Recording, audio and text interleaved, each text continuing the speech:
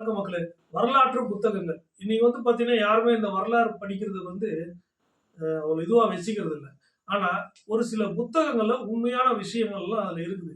அத படிச்சாலே இன்னைக்கு இந்தியாவுல அரசியல்வாதிகள் பேசக்கூடிய உண்மைகள் என்னவா இருக்குது, அவங்க எடுத்து வைக்கிற வரலாறு என்னவா இருக்குதுன்னு நம்மளுக்கே தெளிவா தெரிஞ்சிரும். இப்போ பார்த்தீங்கன்னா, இந்தியாவினுடைய மிக முக்கியமான வரலாற்று புத்தகங்கள், ஒரு சிலது நம்ம லண்டன் மியூசியத்துல இருக்குது. இன்னும் ஒரு சில புத்தகங்கள்லாம் பார்த்தீங்கன்னா, நம்ம இலங்கையில நூலகத்துல வச்சிருந்தாங்க. ஆனா, அந்த நூலகத்தையும் கொளுத்திட்டாங்க. இப்ப நான் படிச்ச ஒரு சில புத்தகத்துல பார்த்தீங்கன்னா, ஆரியர்களுடைய வருகை இந்தியாவில் எப்படி? இவர்களுடைய வாழ்வாதாரம் என்னவா இருந்தது? இவர்கள் இந்தியாவில் கால் பதிக்க எது எது காரணம்? இதெல்லாம் ரொம்ப அருமையா தெளிவா சொல்லியிருந்தாங்க. அது முழு புத்தகத்தையும் படிச்சு சொல்லணும்னா, இந்த வீடியோ பத்தாது. Keep it short and simple. ரொம்ப குறைச்சு சொல்றேன், புரிஞ்சுக்கோங்க. இப்போ பார்த்தீங்கன்னா, இந்தியாவின் ஆரியர்களுடைய வருகை. ஆரியர்கள் இந்தியாவுல வந்த உடனே ஒரு சில கிராமங்களை ஒட்டி வசிக்கிறாங்க. இவங்க பேசின மொழிகள்லாம் வித்தியாசமா இருந்தது. ஏன்னா இவங்க சமஸ்கிருதம் தான் அவங்களுக்குள்ள பேசிப்பாங்க. வெளியில இருக்கிறவங்ககிட்ட அவங்க என்ன பேசுறாங்கன்றத கேட்டு தெரிஞ்சுக்கின்னு சைகை மூலியமா சொல்லிட்டு இருந்தாங்க. அதுக்கப்புறம் நாள்பட நாள்பட அந்த மொழியும் அவங்க கத்துக்கிட்டாங்க.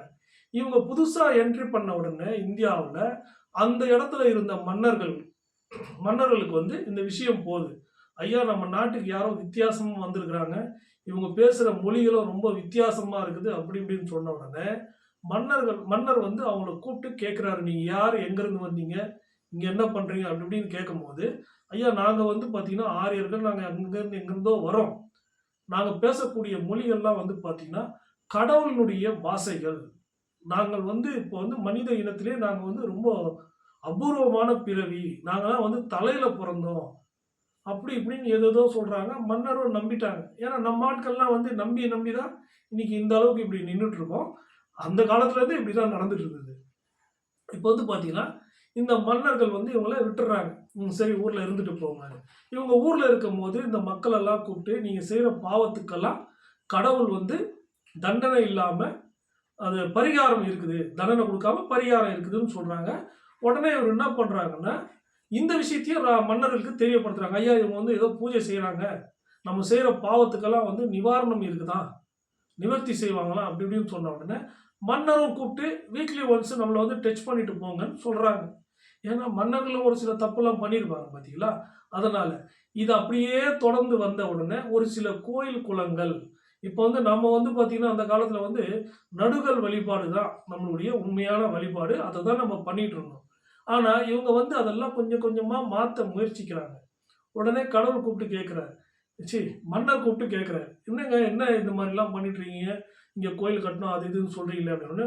ஆமா மன்னரே, இந்த மாதிரி கடவுள் என்னுடைய கனவுல தோன்றினார், அவர் இந்த ரூபத்துல இருந்தார் அந்த ரூபத்துல இருந்தாருன்னு சொன்ன உடனே மன்னர்களும் நம்பி இவங்க சொன்ன மாதிரி ஒரு சில கோயில்கள்லாம் கட்டிட்டாங்க. அன்னைக்குமே கோயில் கட்டும் போது கூட ஒரு கல்ல கூட ஆரியர்கள் எடுத்து வச்சது இல்லை. அன்னைக்கும் சரி இன்னைக்கும் சரி, இதுதான் உண்மை. அதன் பிறகு மன்னர்கள் என்ன பண்றாங்கன்னா, இவங்கள அந்த கோட்டையிலேயே வச்சு ஒருத்தரை ஒரு வேலைக்கு வச்சிடறாங்க.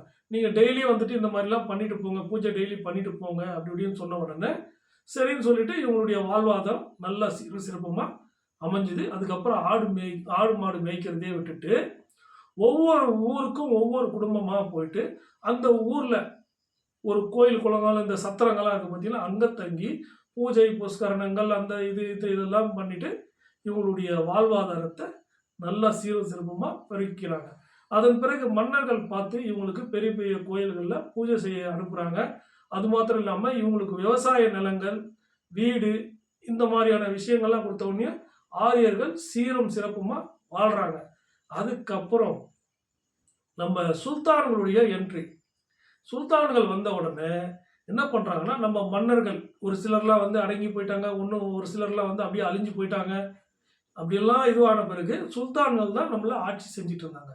அந்த காலகட்டத்தில் பார்த்தீங்கன்னா ஆரியர்களுக்கு ரொம்ப மிகப்பெரிய ஒரு டேஞ்சராகவே இருந்தது. ஏன்னா இவங்களுடைய அந்த இதெல்லாம் பலிக்கல. அப்போ உடனே ஆரியர்களே சுல்தான்களை போய் பார்க்குறாங்க. ஐயா, நாங்கள் இந்த இடத்துல நாங்கள் முக்கியமானவங்க, இந்த மன்னர்கள்லாம் நாங்கள் சொல்கிறத தான் கேட்பாங்க, இவங்களுக்கு தான் நாங்கள் பூஜை பண்ணிட்டு இருந்தோம், இவங்களுடைய சொத்துக்கள் இவங்க மறைச்சு வச்சிருக்கிற அந்த இதெல்லாம் வந்து எங்களுக்கு ரொம்ப நல்லா தெரியும் அப்படி இப்படின்னு சொன்ன உடனே சுல்தான்கள் என்ன பண்றாங்கன்னா, சரி பொக்கிஷங்கள்லாம் எங்க இருக்குது, இவங்க எதெல்லாம் எங்கெங்க மறைச்சு வச்சிருக்கிறாங்கன்னு சொல்லணும்னே ஆரியர்கள் சொல்றாங்க.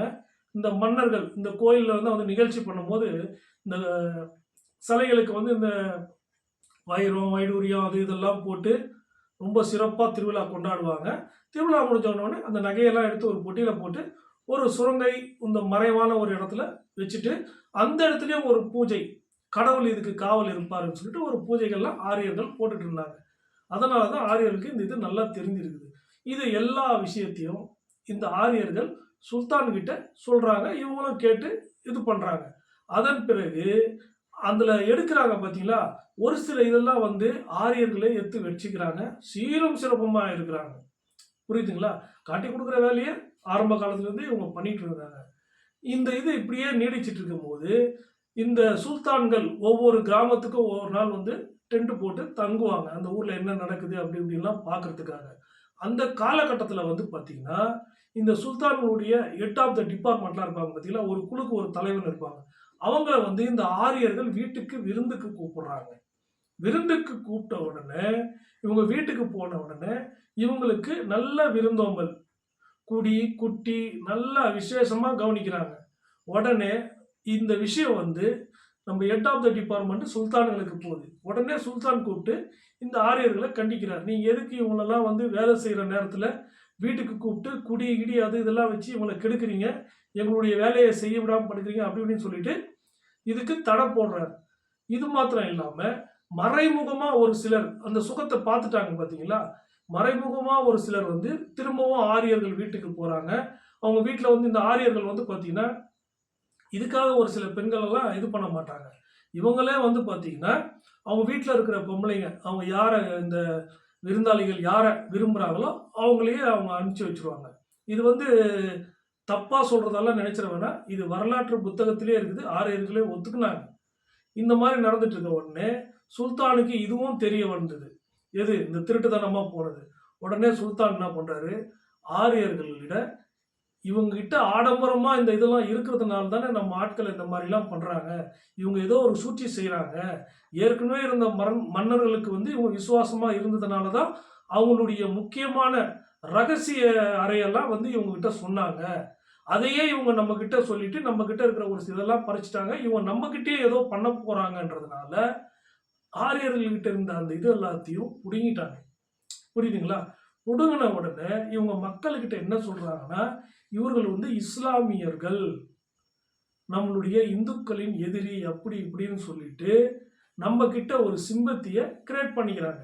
அதன் பிறகு பிரிட்டிஷ்காரங்க வந்து என்ட்ரி குடுக்குறாங்க. என்ட்ரி குடுக்கும்போது, இவங்க வந்து வியாபாரம் செய்றேன்னு சொல்லிட்டு தான் என்ட்ரி ஃபர்ஸ்ட்டு வராங்க. வந்த உடனே ஒவ்வொரு கிராமங்கள்ல, ஒவ்வொரு ஊர்கள்ல அந்த மன்னர்கள்லாம் எப்படி என்ன ஏதுன்னு நல்லா தெரிஞ்சுக்கிட்டு, அவங்களுடைய வீக்னஸ் பாயிண்ட் எல்லாம் வந்து பார்த்தீங்கன்னா, நம்ம ஆரியர்கள் தான் அவங்களுக்கு விலாவரியா கிளியரா சொல்றாங்க. ஏன்னா வெள்ளைக்காரங்க வியாபாரம் பண்ண வரும்போது, அவன் தங்கறதுக்கு வீடு அந்த இதெல்லாம் வேணுமே, அது எல்லாமே நம்ம ஆரியர்கள் தான் பண்ணி குடுக்குறாங்க. இவங்க வீட்ல தான் தங்குறாங்க. குடி, குட்டி அதே போல தான். வீட்ல இவங்க யார விரும்புறாங்களோ, அவங்களுக்கு அந்த இதெல்லாம் ரொம்ப இதுவா பண்ணிட்டு இருந்தாங்க. இப்படியே போயிட்டு இருந்தது. அதுக்கு அப்புறம் ஒட்டுமொத்தமா இந்தியாவ பிரிட்டிஷ்காரன் கையில கொண்டு வந்த உடனே, இந்த ஆரியர்கள் என்ன பண்றாங்கன்னா, பிரிட்டிஷ்காரங்களுக்கு ஒரு சில விஷயங்கள், ஒரு சில ரகசியங்கள் எல்லாம் சொல்றாங்க. இங்க ஒரு சில ரகசிய இதெல்லாம் இருந்தது. இது வந்து சுல்தான்களுக்கெல்லாம் சொல்லிட்டேன். அவங்க வந்து இதெல்லாம் எடுத்துட்டு போனாங்களா என்னன்னு தெரியல. அப்படி இப்படின்னு சொல்லிட்டு, அந்த இடத்தையும் காட்டிக் குடுக்குறாங்க. அங்க மிச்சம் மீதி இருக்கிறதையும் எடுத்து பிரிட்டிஷ்காரங்க அவங்களுடைய செல்வாக்க பெருக்கிட்டாங்க. அப்போ அந்த காலகட்டத்தில வந்து பார்த்தீங்கன்னா, ஆரியர்கள் என்ன பண்றாங்கன்னா, இந்த பிரிட்டிஷ்காரங்க இவங்க வீட்டுக்கு வந்துட்டு இருந்துட்டு போயிட்டு இருந்தாங்க பார்த்தீங்களா, அவங்க கிட்ட அவங்கள்கிட்ட என்னென்ன அந்த பொறுப்புகள் இருக்குது, அவங்களுடைய சொத்து பத்துக்கள் என்ன இதெல்லாம் வந்து இவங்க நல்லா கவனிச்சுட்டு, இந்த பிரிட்டிஷ்காரங்க இந்த நாட்ட விட்டு போம்போது, அது எல்லாமே ஆரியர்களுடைய பேர்ல மாத்திக்கிறாங்க. ஒரு கிஃப்ட் மாரி எடுத்துக்கிறாங்க. ஒரு சில கம்பெனிகள், ஒரு நிலங்கள் இதெல்லாம் வந்து பார்த்தீங்கன்னா, ஆரியர்கள் இந்த வெள்ளைக்காரங்க குடுத்துட்டு போன கிஃப்ட் தான் அதெல்லாம். அதன் பிறகு பிரிட்டிஷ்காரங்கள் போன உடனே, இந்த ஆரியர்கள் தவிக்கிறாங்க. அப்பதான் முதல்ல நம்மளுடைய நேரு பிரதமரா வராரு. நேரு ஒரு உயர்ந்த ஜாதியை சார்ந்தவர். மகாத்மா காந்தி இந்தியாவின் தேசப்பிதா, அவரும் ஒரு குறிப்பிட்ட பெரிய ஜாதியை சார்ந்தவர். உடனே சுதந்திரம் அடைஞ்ச உடனே என்ன சொல்றாங்க, இவங்களுக்கு அந்த அந்த இவங்க சுல்தான் மேல இருந்தது பாருங்க அந்த கோபம், அந்த கோபம்லாம் வந்து பார்த்தீங்கன்னா இப்போ காட்டுறாங்க. காந்திய மூலமா அதை வெளிப்படுத்துறாங்க. காந்தி என்ன பண்றாரு, சுதந்திரம் அடைஞ்சிடுச்சு, இந்துக்கள் எல்லாம் இந்தியாவில் இருங்க, இஸ்லாமியர்கள் எல்லாம் நீங்க வந்து எங்கெங்க ஆப்கானிஸ்தான் போறீங்களோ பாகிஸ்தான் போறீங்களோ போங்க அப்படின்னு சொல்லும் போது இங்க இருந்த இந்த இஸ்லாமியர்கள் ஒரு சில கருத்துக்களை வைக்கிறாங்க. ஆனா இன்னைக்கு அது வந்து வரலாறுல பதியப்படலை. அது என்ன மாதிரியான கருத்துக்கள்னா, ஐயா நாங்க வந்து ஆப்கானிஸ்தான்ல இருந்தோ அங்க இருந்தோ இங்க இருந்தோ வந்தவங்க கிடையாது, நாங்களும் இந்துக்கள் தான், இந்த நாட்டினுடைய குடிமக்கள் தான். இங்க வந்து ஜாதி மதம்ன்ற பேர்ல எங்களுக்கு ஏற்பட்ட கொடுமைகளால அந்த மதத்தை விட்டு நாங்க வெளியில வந்து இஸ்லாமிய மதத்தை ஏத்துக்கிட்டோம்னு சொல்றாங்க. ஒரு சில கிறிஸ்துவர்களும் இதைத்தான் சொன்னாங்க. உடனே காந்தி போனா போதும்னு விட்டுட்டு இந்தியாவின் முதல் பாரத பிரதமர் நேரு வந்த உடனே முக்கியமான பொறுப்புகள், கலெக்டர்ல இருந்து முக்கியமான பொறுப்புகள் எல்லாமே ஆரியர்கள் தான் வகிக்கிறாங்க. இதுல எந்த விதமான மாற்று கருத்தும் கிடையாது. இன்னைக்கும் காங்கிரஸ்ல வந்து பாத்தீங்கன்னா மிக முக்கியமான பொறுப்புகள்லாம் பார்ப்பனர் கையில தான் இருக்குது. இதே பிஜேபி, இவனுடைய வரலாறுலாம் வந்து பாத்தீங்கன்னா ரொம்ப கேவலமா இருக்கும். இந்த ஆர்எஸ்எஸ் எப்படி உருவானது இதெல்லாம் இன்னொரு பதிவுல பார்ப்போம். மக்களே நல்லா புரிஞ்சுக்கோங்க. இஸ்லாமியர்களுக்கும் நம்ம இந்துக்கள் சொல்லப்படுற இந்த பார்ப்பனர்களுக்கும் என்ன மாதிரியான விரோதம், இன்னைக்கும் இஸ்லாமியர்கள் வந்து இந்துக்கள் வீட்டுக்கு வந்து இந்த விருந்துக்கெல்லாம் வரணும்னா யோசிப்பாங்க. ஏன்னா அன்னைக்கு ஏற்கனவே விருந்துக்கு இங்க போனாங்க பார்த்தீங்களா பார்ப்பனர்கள் வீட்டுக்கு, அதனால ஏற்பட்ட பிரச்சனைகள்லாம் அவனுக்கு நல்லா தெரியும். அந்த காலகட்டத்தில இருந்து இன்னைய வரைக்கும் இஸ்லாமியர்களுக்கு அவங்க தலைமை சொல்லி கொடுத்தது, இந்துக்கள் வீட்டுக்கு போகாதீங்க, போனீங்கன்னா உங்களுக்கு குடி குட்டி இதெல்லாம் இது பண்ணி கெடுத்துருவாங்கன்ற அந்த ஒரு காரணத்துக்காக தான் இஸ்லாமியர்கள் ஒரு சில விஷயத்துல தள்ளி நிற்கிறாங்க. ஆனா நம்ம வீட்டுக்கெல்லாம் அந்த மாதிரிலாம் பண்ண மாட்டாங்க. ஆரியர்கள், அதாவது இந்த பார்ப்பனர் வீட்டுக்கு போகும்போது கண்டிப்பா எல்லா இஸ்லாமியர்களும் யோசிப்பாங்க. இதுதான் உண்மையான வரலாறு. இன்னும் ஒரு சில வரலாறு இதெல்லாம் பார்ப்போம். தயவுசெய்து இந்த பதிவை பார்த்தவங்க லைக் பண்ணுங்க, உங்க கமெண்ட்டை பண்ணுங்க. உங்களுக்கு இதுல என்ன புரிஞ்சுது என்ன புரியலன்றதையும் சொல்லுங்க. திட்டுறவங்களும் திட்டுங்க, எது வேணா பண்ணுங்க. மறக்காம சப்ஸ்கிரைப் பண்ணிடுங்க.